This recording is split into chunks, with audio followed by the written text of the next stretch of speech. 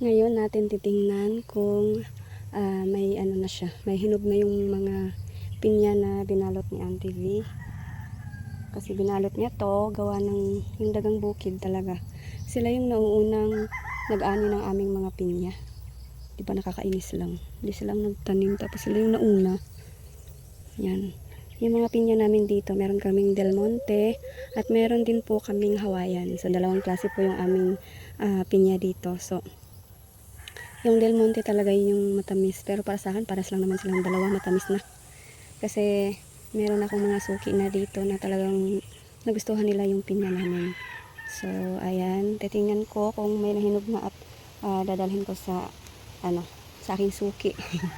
Salamat sa kanya sa walang sawang pagbili ng aming mga pinya.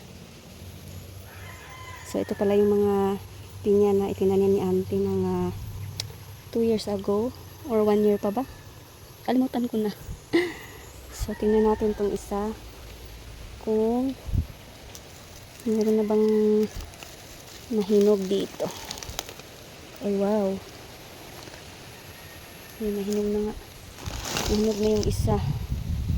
Diba? Mas maganda talaga pag balutin siya.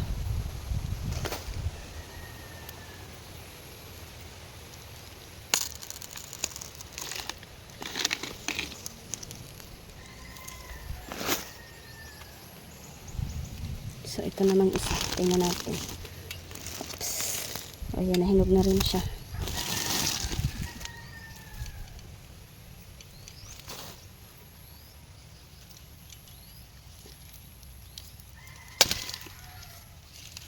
Mas maganda talaga pag balutin ng sako. Hindi nakain ng daga.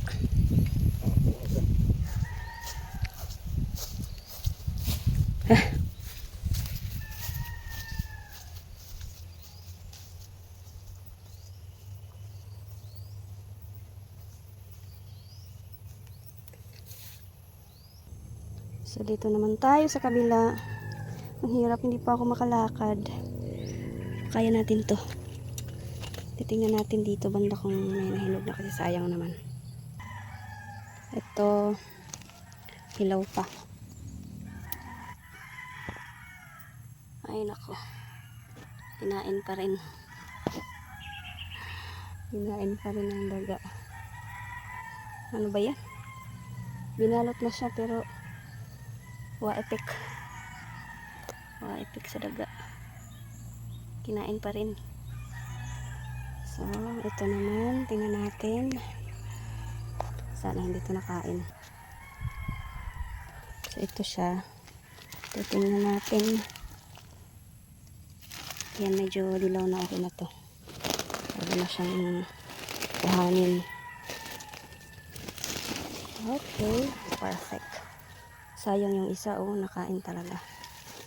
It's perfect. Perfect ang pagkahinog niya. Okay. Diba? Balikan kita. So, ito kaya. Hey, how are you? Nahinog ka na ba? Mukhang hindi siya pahinog. Konting dilaw lang. Kukuhanin ko na siya kasi ano na yan. Hinog na. Ayan o. Ang laki ng